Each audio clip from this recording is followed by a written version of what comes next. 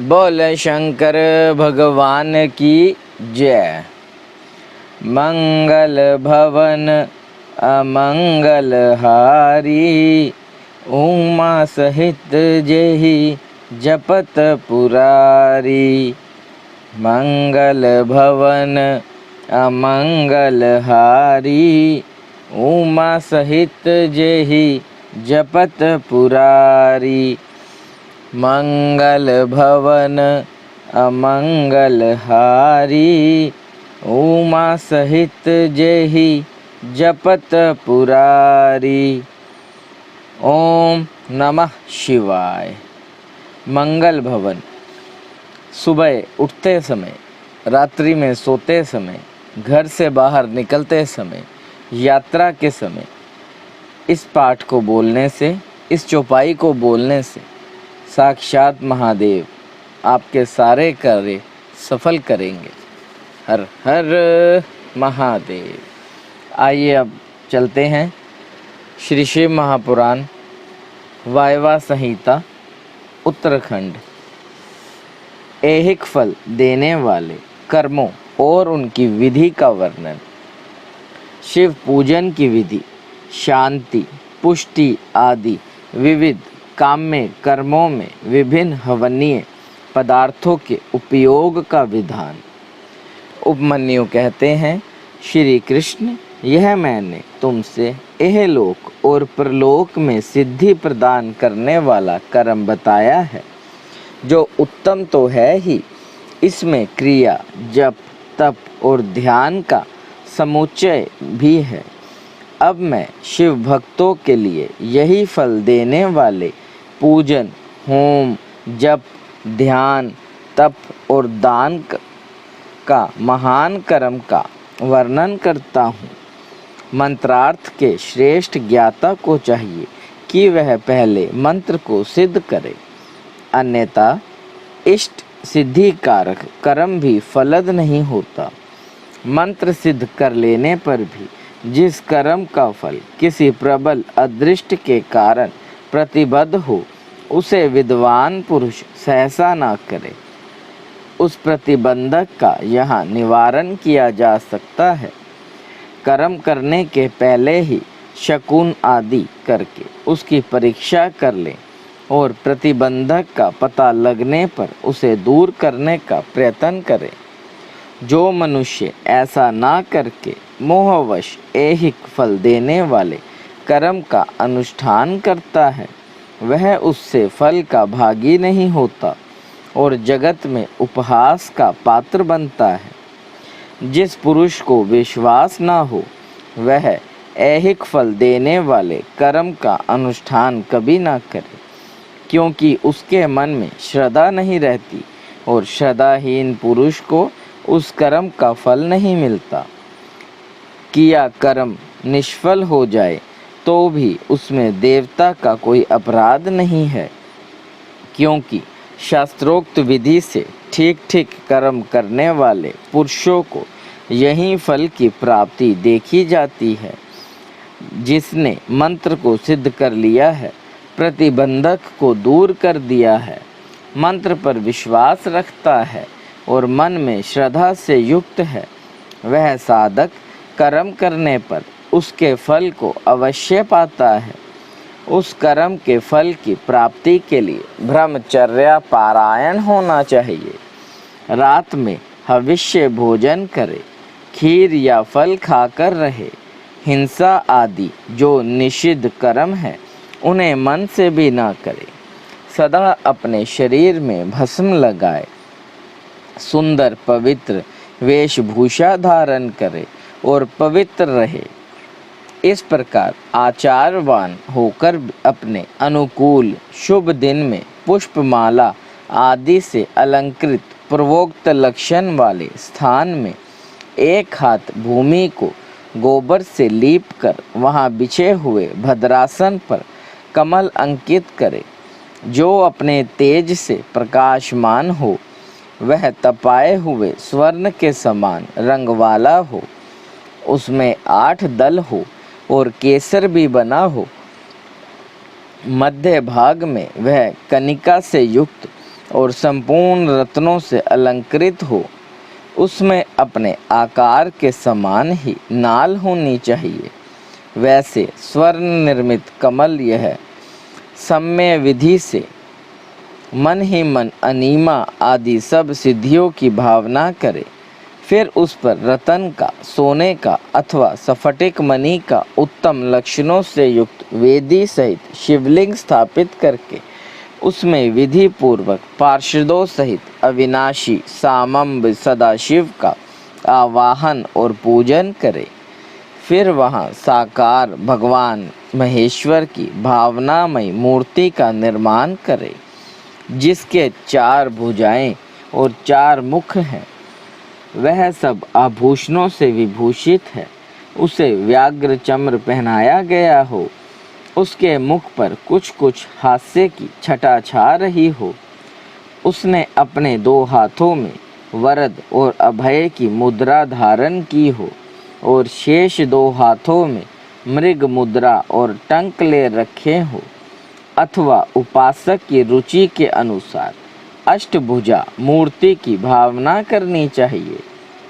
यह दशा में वह मूर्ति अपने दाहिने 4 हाथों में त्रिशूल, परशु, खड़ग और वज्र लिए हो और बाएं 4 हाथों में पाश, अंकुश, खेट और नाग धारण करती हो।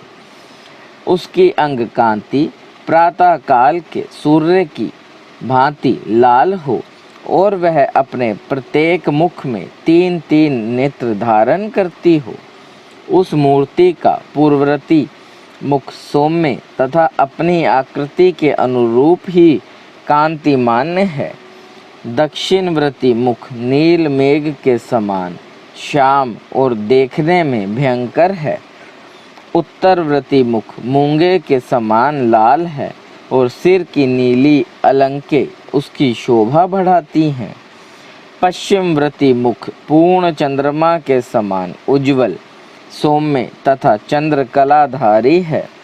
उस शिव मूर्ति के अंक में पराशक्ति माहेश्वरी शिवा आरूढ़ है। उनकी अवस्था 16 वर्ष की सी है। वह सबका मन मोहने वाली है और महालक्ष्मी के नाम से विख्यात है। इस प्रकार भावनामय मूर्ति का निर्माण और सकलीकरण करके उनमें मूर्तिमान परम कारण शिव का आवाहन और पूजन करे। वहाँ स्नान कराने के लिए कपिला गाय के पंचगव्य और पंचामृत का संग्रह करें। विशेषता चूर्ण और बीज को भी एकत्रित करें। फिर पूर्व दिशा में मंडल बनाकर उसे रतन चूर्ण आदि से अलंकृत करके कमल की कनिका में ईशान कलश की स्थापना करें। तत्पश्चात उसके चारों ओर सगोजात आदि मूर्तियों के कलशों की स्थापना करें। इसके बाद पूर्व आदि 8 दिशाओं में क्रमशः विद्येश्वर के 8 कलशों की स्थापना करके उन सबको तीर्थ के जल से भर दे और कंठ में सूत लपेट दे। फिर उनके भीतर पवित्र द्रव्य छोड़कर मंत्र और विधि के साथ साड़ी या धोती आदि वस्त्र से उन सब कलशों को चारों ओर से आच्छादित कर दे। तदनंतरन मंत्रोच्चारण पूर्वक उन सब में मंत्र न्यास करके स्नान का समय आने पर सब प्रकार के मांगलिक शब्दों और वादों के साथ पंचगव्य आदि के द्वारा परमेश्वर शिव को स्नान कराएं। कुशोदक, स्वर्णोदक और रत्नोदक आदि को जो गंध पुष्प आदि से वासित और मंत्र सिद्ध हो क्रमशः ले लेकर मंत्रोच्चारण पूर्वक उनके द्वारा महेश्वर को नहलाएं। फिर गंध पुष्प और दीप आदि निवेदन करके पूजा कर्म संपन्न करें। आलेपन या उबटन कम से कम 1 पल और अधिक से अधिक 11 पल हो। सुंदर स्वर्णमय और रतनमय पुष्प अर्पित करें। सुगंधित नील कमल, नील कुमुद, अनेकश, बिल्लव पत्र, लाल कमल और श्वेत कमल भी शंभू को चढ़ाएं। काला गुरु के धूप को कपूर, घी और गूगल से युक्त करके निवेदन करें। कपिला गाय के घी से युक्त दीपक में कपूर की बत्ती बनाकर रखें और उसे जलाकर देवताओं के सम्मुख दिखाएं। ईशानादि 5 ब्रह्मा की, 6 अंगों की और 5 आवरणों की पूजा करनी चाहिए। दूध में तैयार किया हुआ पदार्थ नैवेद्य के रूप में निवेदनीय है। गुड़ और घी से युक्त महाचरु का भी भोग लगाना चाहिए। पाटल, उत्पल और कमल आदि से सुवासित जल पीने के लिए देना चाहिए। 5 प्रकार की सुगंधों से युक्त तथा अच्छी तरह लगाया हुआ तांबुल मुख शुद्धि के लिए अर्पित करना चाहिए। सुवर्ण और रत्नों के बने हुए आभूषण, नाना प्रकार के रंग वाले नूतन महीन वस्त्र जो दर्शनीय हो, इष्ट देव को देने चाहिए। उस समय गीत, वाद्य और कीर्तन आदि भी करने चाहिए। मूल मंत्र का 1 लाख जप करना चाहिए। पूजा कम से कम 1 बार नहीं तो 2 या 3 बार करनी चाहिए, क्योंकि अधिकाधिक फल प्राप्त होता है। होम सामग्री के लिए जितने द्रव्य हों, उनमें से प्रत्येक द्रव्य की कम से कम 10 और अधिक से अधिक 100 आहुतियाँ देनी चाहिए। मारन और उच्चाटन आदि में शिव के घोर रूप का चिंतन करना चाहिए। शांति कर्म या पौष्टिक कर्म करते समय शिवलिंग में, शिवांगीन में तथा अन्य प्रतिमाओं में शिव के सौम्य रूप का ध्यान करना चाहिए।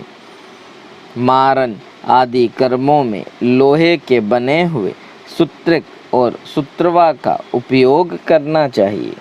अन्य शांति आदि कर्मों में सूत्रिक और सूत्रवा बनवाने चाहिए। मृत्यु पर विजय पाने के लिए घी, दूध में मिलाई हुई दुर्वासे, मधु से, घृत युक्त चरु से अथवा केवल दूध से भी हवन करना चाहिए तथा रोगों की शांति के लिए तिलों की आहुति देनी चाहिए। समृद्धि की इच्छा रखने वाला पुरुष महान दारिद्र्य की शांति के लिए घी, दूध अथवा केवल कमल के फूलों से होम करे। वशीकरण का इच्छुक पुरुष घृत युक्त जाति पुष्प, चमेली या मालती के फूल से हवन करे। द्विज को चाहिए कि वह घृत और करवीर पुष्पों से आहुति देकर आकर्षण का प्रयोग सफल करे। तेल की आहुति से उच्चाटन और मधु की आहुति से स्तंभन कर्म करे। सरसों की आहुति से भी स्तंभन किया जाता है। बड़ के बीज और तिल की आहुति द्वारा मारन और उच्चाटन करें। नारियल के तेल की आहुति देकर विद्वेषण कर्म करें। रोही के बीज की आहुति देकर बंधन का तथा लाल सरसों मिले हुए संपूर्ण होम द्रव्यों से सेना स्तंभन का प्रयोग करें। अभिचार कर्म में हस्तचालित यंत्र से तैयार किए गए तेल की आहुति देनी चाहिए। कुटकी की भूसी, कपास की डोंड तथा तेल मिश्रित सरसों की भी आहुति दी जा सकती है। दूध की आहुति ज्वर की शांति करने वाली तथा सौभाग्य रूप फल प्रदान करने वाली होती है। मधु, घी और दही को परस्पर मिलाकर इनसे दूध और चावल से अथवा केवल दूध से किया गया होम संपूर्ण सिद्धियों को देने वाला होता है। 7 समिधा आदि से शांतिक अथवा पौष्टिक कर्म भी करें। विशेषता द्रव्यों द्वारा होम करने पर वश्य और आकर्षण की सिद्धि होती है।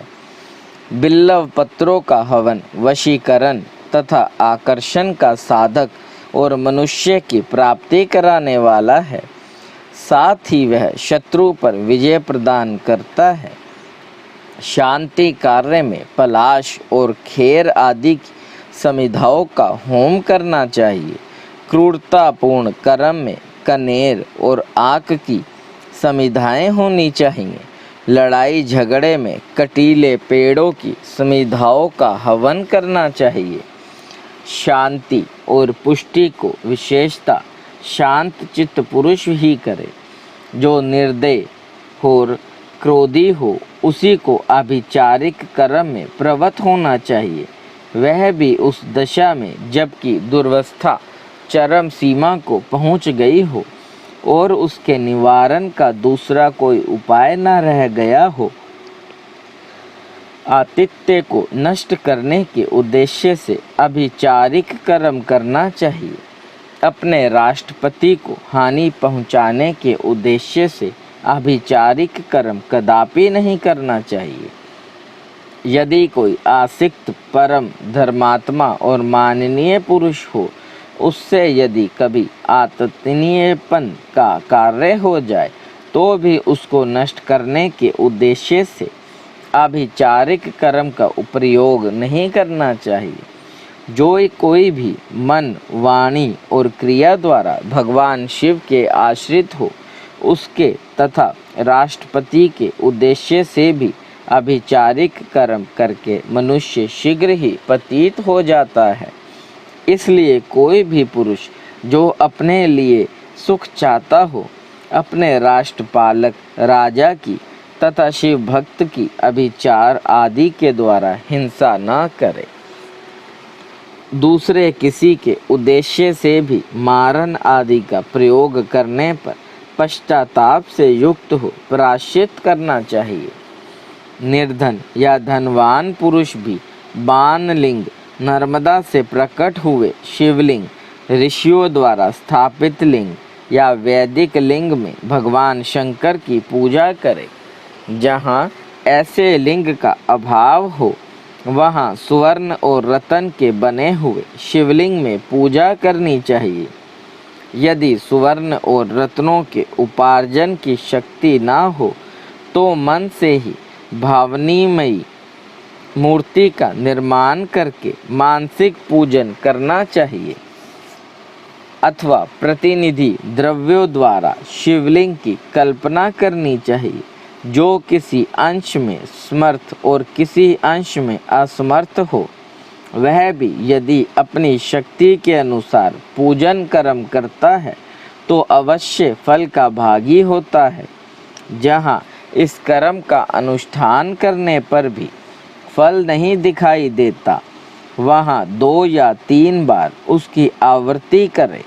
ऐसा करने से सर्वथा फल का दर्शन होगा।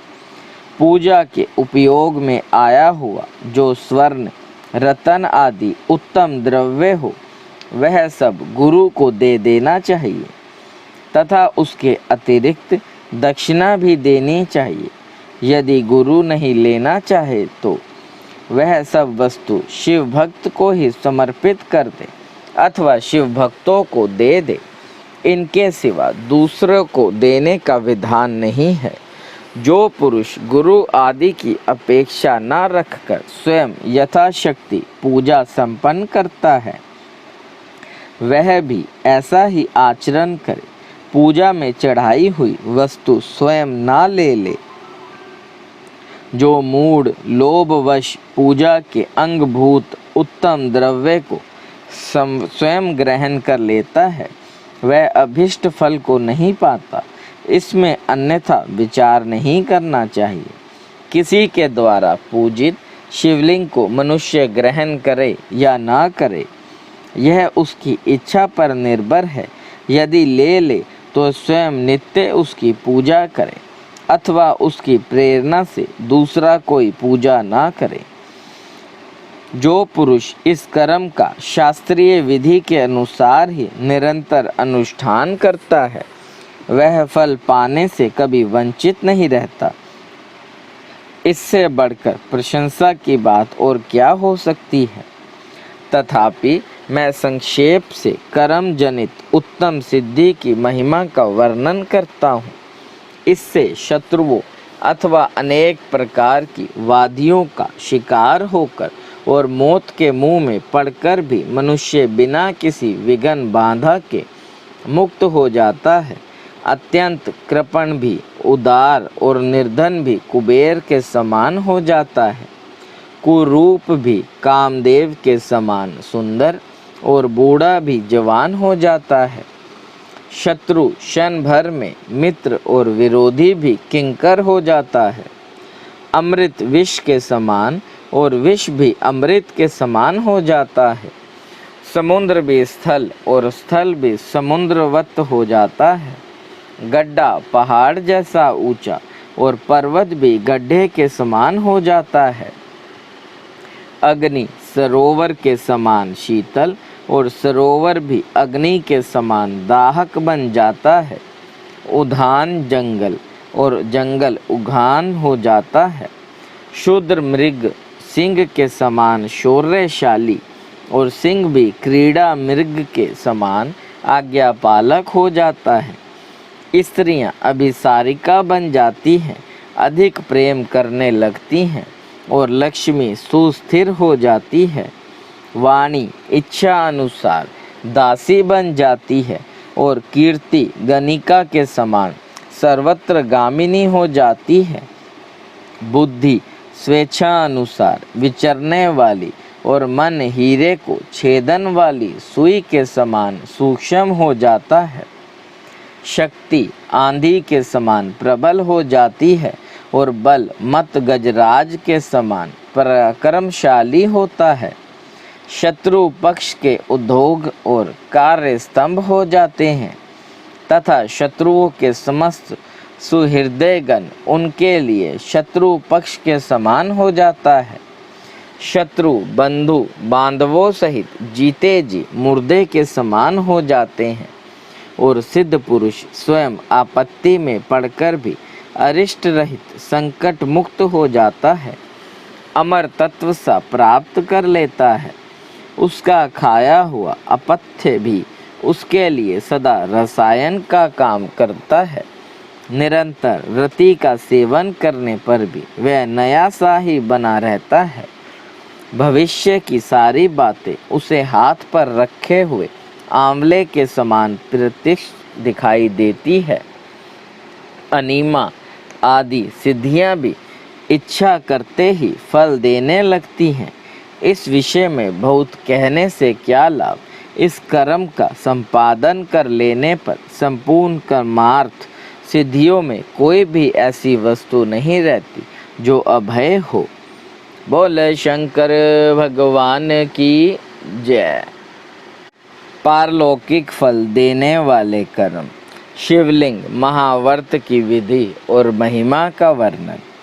उपमन्यु कहते हैं, यदुनंदन अब मैं केवल परलोक में फल देने वाले कर्म की विधि बतलाऊंगा। तीनों लोकों में इसके समान कोई दूसरा कर्म नहीं है। यह विधि अतिशय पुण्य से युक्त है और संपूर्ण देवताओं ने इसका अनुष्ठान किया है।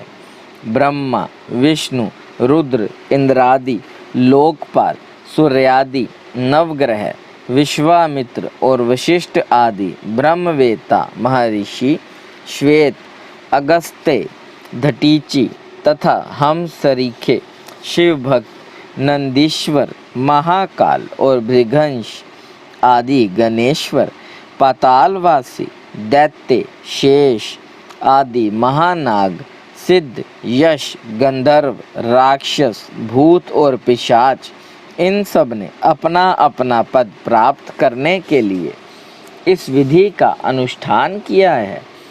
इस विधि से ही सब देवता देव तत्व को प्राप्त हुए हैं।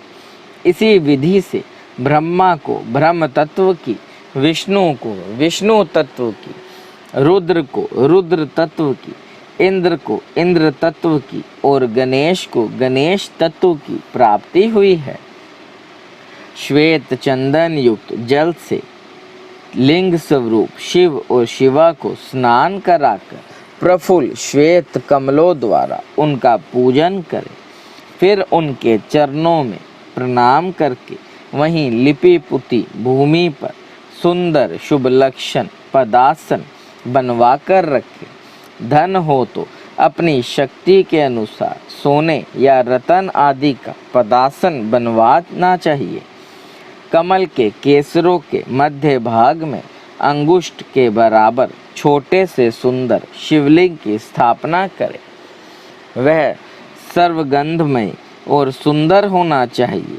उसे दक्षिण भाग में स्थापित करके बिल्व पत्रों द्वारा उसकी पूजा करें। फिर उसके दक्षिण भाग में अगुरु, पश्चिम भाग में मेनसिल, उत्तर भाग में चंदन और पूर्व भाग में हरिताल चढ़ाएं। फिर सुंदर सुगंधित विचित्र पुष्पों द्वारा पूजा करें। सब और काले अगुरु और गुगल की धूप दे। अत्यंत महीन और निर्मल वस्त्र निवेदन करें। घृत मिश्रित खीर का भोग लगाएं। घीर के दीपक जलाकर रखें। मंत्रों उच्चारण पूर्वक सब कुछ चढ़ाकर परिक्रमा करें। भक्ति भाव से देवेश्वर शिव को प्रणाम करके उनकी स्तुति करें और अंत में त्रुटियों के लिए क्षमा प्रार्थना करें। तत्पश्चात शिव पंचाक्षर मंत्र से संपूर्ण उपहारों सहित वह शिवलिंग शिव को समर्पित करे और स्वयं दक्षिणामूर्ति का आश्रय ले। जो इस प्रकार पंचगंध में शुभ लिंग की नित्य अर्चना करता है वह सब पापों से मुक्त हो जाता है, शिवलोक में प्रतिष्ठित रहता है। यह शिवलिंग महाव्रत सब व्रतों में उत्तम और गोपनीय है। तुम भगवान शंकर के भक्त हो, इसलिए तुमसे इसका वर्णन किया है। जिस किसी को इसका उपदेश नहीं करना चाहिए, केवल शिव भक्तों को ही इसका उपदेश देना चाहिए। प्राचीन काल में भगवान शिव ने ही इस व्रत का उपदेश दिया था। तदनंतरन लिंग की कारण रूपता तथा लिंग प्रतिष्ठा एवं पूजा की व्याख्या करके उपमन्यु ने कहा, यदुनंदन, यदि कोई स्थापित शिवलिंग ना मिले तो शिव के स्नानभूत जल, अग्नि, सूर्य तथा आकाश में भगवान शिव का पूजन करना चाहिए। बोल शंकर भगवान की जय। देव देव महादेव करुणा निधान भक्त वत्सल्य शिव शंकर भोलेनाथ प्रसन्न होइए त्रिलोकीनाथ। सदैव अपने चरणाविंदों में लगाए रखे, सद्बुद्धि प्रदान करे। सृष्टि के कर्ता धर्ता संहार हरता, आपसे ही जीवन आपसे ही मरण महादेव। बच्चा पुलनहार तुसी बख्शनहार त्रिलोकीनाथ, कृपा दृष्टि बनाए रखे। हर हर महादेव। शंकर जिनका नाम है, कैलाश जिनका धाम है, मेरे भोले बाबा को मेरा बारंबार प्रणाम है। हर हर महादेव शंभु, काशी विश्वनाथ गंगे। हर हर महादेव शंभु, काशी विश्वनाथ गंगे। शंकर जिनका नाम है, कैलाश जिनका धाम है, मेरे भोले बाबा को मेरा बारंबार प्रणाम है। हर हर महादेव शंभु, काशी विश्वनाथ गंगे। हर हर महादेव शंभु, काशी विश्वनाथ गंगे। शंकर जिनका नाम है, कैलाश जिनका धाम है, मेरे भोले बाबा को मेरा बारंबार प्रणाम है। हर हर महादेव शंभु, काशी विश्वनाथ गंगे। हर हर महादेव शंभु, काशी विश्वनाथ गंगे।